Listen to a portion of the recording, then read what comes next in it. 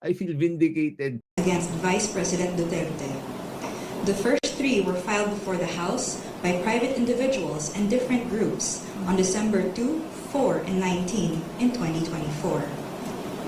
A fourth complaint was lodged by a resolution approved by more than one-third of the House members of the 19th Congress on February 5, 2025, which was transmitted as the Articles of Impeachment to the Senate on the same day.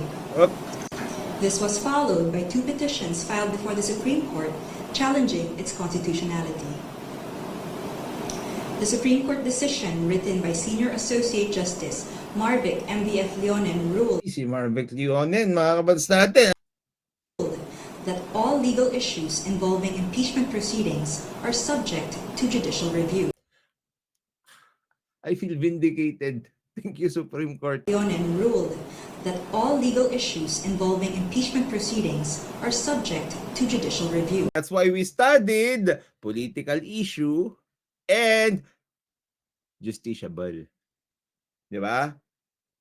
Political questions and justiciable questions.